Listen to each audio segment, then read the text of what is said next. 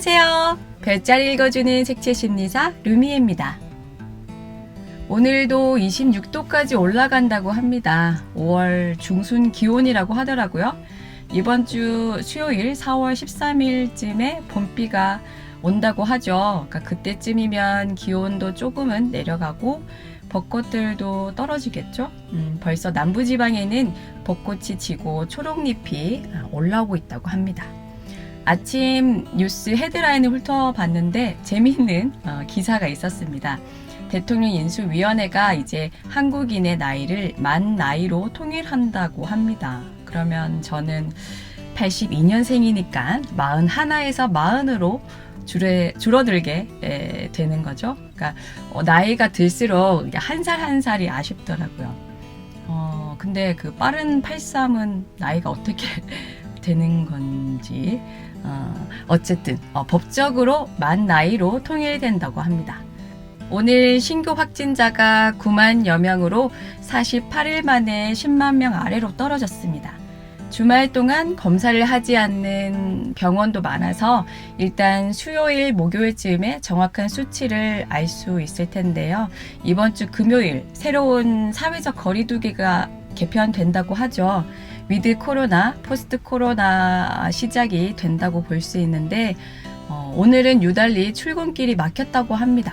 재택 근무에서 사무실로 이제 직접 출근하는 기업이나 회사가 많아졌고 그로 인해서 출근하느니 다른 회사로 이직하겠다라는 MZ세대 관련 뉴스 기사도 읽었습니다. 또 어떤 세상이 펼쳐질까 궁금하기도 합니다. 자, 오늘도 예정에 없던 영상 클립으로 여러분을 만나게 되었는데요. 166년 만에 이루어지는 이벤트라고 할 수 있는 목성 해왕성 컨정션에 대해 말씀드리겠습니다. 그 전에 요즘 어떠세요? 양자리 신월이 4월 1일에 있었죠. 그때 제가 여러분들께 빠른 전개에 휩쓸릴 수 있다고 말씀을 드렸는데 지금 제 주변이 속도가 너무 빨라지고 있어요. 그러니까 일단 취미로 저는 성우 연기를 배우고 있긴 한데 KBS 성우 공채가 원래는 10월쯤에 있었는데 갑자기 4월 11일 오늘부터 1차 녹음본 접수를 받는다고 합니다. 그래서 취미반인 저희 클래스에서도 그 공채 대비 녹음을 하기로 되었고요. 근데 그것보다 더 놀라운 건 제가 이제 웹소설 읽는 것도 좋아하고 쓰는 것도 좋아하니까 네이버 웹소설 공모전을 염두에 두고 틈틈이 쓰고 있었죠. 근데 5월 11일부터 지상 최대 네이버 웹소설 공모전이 시작된다고 합니다. 그러니까 재작년은 6월 둘째 주쯤에 시작한 걸로 기억을 하는데 시간이 촉박하다는 생각에 갑자기 머릿속이 텅 빈 것처럼 손가락이 움직여지지 않더라고요. 그러면서 이거 좀 빠른 것 같은데 고개를 갸웃갸웃 거렸습니다. 그러니까 웹소설 작가들, 그러니까 프로들은 하루에 5,000자씩 쓴다고 해요. 근데 저는 속작이 안 되고 또 비축분을 어느 정도 준비를 해놓고 공모전에 출품을 하려고 했는데 예상보다 한 달 일찍 시작을 한다고 하니까 글쎄요, 조금은 머뭇거리게 됩니다. 그러니까 용두사미로 끝내고 싶지 않아서 그런가 봐요. 여러분들은 어떠세요? 생각과 달리 빠르게 진행되는 그런 일들이 있나요? 아마 양자리 신월과 춘분의 어떤 3개월간의 분위기가 어느 정도 작용하는 게 아닐까 싶습니다. 자, 그래서 트랜짓 별의 흐름을 보겠습니다. 달이 리오 사자자리로 이동했습니다. 어제 4월 10일 11시 30분부터 내일 12일 23시 34분까지 달이 사자자리를 지나가게 됩니다. 사자자리는 불의 별자리이죠. 열정적이고 적극적이고 자기 표현, 자기 주장을 잘 합니다. 앞에 나서는 걸 좋아하죠. 주목받는 거 좋아하고 프로포즈를 할 때도 이제 많은 사람들 앞에서 무릎 꿇고 꽃을 주면서 고백을 하죠. 이런 스타일의 남자 좋아하십니까? 전 부끄러워서 꽃 안 받고 모르는 척 지나갈 것 같아요. 아무튼 태양이 에리즈 양자리에 있습니다.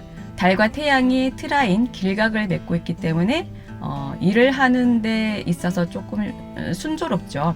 장애물이 없고 술술 넘어가는 여유가 있습니다. 그런데 루미나리가 둘 다 불의 별자리 있기 때문에 성급하고 충동적일 수 있습니다. 어떻게 보면 독단적일 수 있고 내가 하라는 대로 해 라고 팀원들을 다그칠 수 있겠죠. 물론 이런 부분이 장점으로는 일의 결과를 빨리 도출해낼 수 있고 매듭을 빨리 짓게 되죠. 그런데 그 과정이 독단적이니까 사람들의 원망을 사게 되고 나중에는 그만큼의 대가를 치르게 될지도 모르겠습니다. 자, 이제는 목성과 해왕성에 대해 말씀드리겠습니다.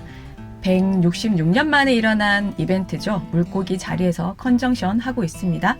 물고기 자리는 다정하고 배려심 넘치고 성공보다는 다 함께 했으면 좋겠다라는 마음이 있습니다. 이분들은 꼭 성공을 해야 하나? 진급을 하면 좋긴 한데 지금 이대로도 좋아. 그냥 가족들과 사랑하는 사람과 잘 지내고 다들 안 아팠으면 좋겠어 라고 말씀들을 하죠. 그래서 목성 같은 경우는 풍요의 별, 번영의 별이고 해왕성은 경계를 무너뜨리는 애매모호함 그리고 무의식의 행성이라서 물고기 자리에서 강한 기운을 발휘하게 됩니다. 러시아와 우크라이나 전쟁이 예상보다 길어지고 또 러시아군의 민간 학살이라든가 그 어린아이들까지 성폭행을 했다. 또 성인 남자들은 이나 손톱이 강제로 뽑힌 흔적이 있었고 사살이 되었다 등 정말이지 잔혹한 일들이 발생하고 있잖아요. 이런 기사를 보게 되면 참 러시아군이 나쁜데 또 한편으로는 러시아 군인들도 군사훈련으로 참가했다가 상부의 지시를 따르지 않겠다는 이유로 구타를 이제 당했다. 또 러시아 군인의 아내가 인터뷰를 했는데 우리 남편은 러시아 정부에 속아서 우크라이나에 간 것이다 라고도 보도가 되었습니다.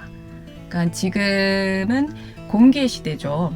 2020년 12월 20일에 목성과 토성이 물병자리 영도에서 그레이트 컨정션을 하면서 흑의 시대는 완전히 막을 내리고 공개 시대가 본격적으로 시작되었습니다. 만약 흑의 시대였다면 러시아군의 잔혹한 민간 학살은 비밀리에 묻혔겠죠? 우리의 어떤 슬픈 일제강점기 시대처럼요. 근데 공개 시대이기 때문에 우크라이나의 상황이 SNS로 현장 모습이 그대로 실시간으로 업데이트가 되고 인공위성 사진으로도 러시아군의 동향을 전 세계인들이 볼 수 있습니다. 그러니까 공기의 시대라서 비밀이 없어지는 거죠. 어서 빨리 평화 협상이 돼서 우크라이나 아이들, 여자들, 어르신들 모든 분들이 다시 일상으로 돌아갔으면 좋겠습니다. 일단은 전 세계적으로 우크라이나를 두둔하고 전쟁은 안 된다라고 시위도 곳곳에서 하는데 행동이 제때 빨리 안 나오고 있죠. 경제적으로 러시아를 압박하는 수준이고요. 물고기 자리의 영향이지 않을까 싶습니다. 그러니까 오히려 큰 정부보다는 여러 나라의 이제 어떤 자원봉사 단체들 소규모로 우크라이나를 직접적으로 도우고 있습니다. 타로 카드로 치면 이제 제 개인적인 의견이지만 목성과 해왕성의 컨정션은 거꾸로 매달린 남자 12번 타로 카드인 것 같아요. 도덕이나 선을 위해서 아니면 어떤 깨달음을 위해서 스스로 속박하고 있는 건 아닌지 묻고 싶습니다. 거꾸로 매달려서 고행을 하는 이유가 무엇인지 다시 한번 자기 자신에게 물어봐야 하지 않을까요? 이렇게 하면 좋더라, 사람들이 다 하니까 나도 그렇게 하는 거야 라고 하시는 분들도 있을 거란 말이죠.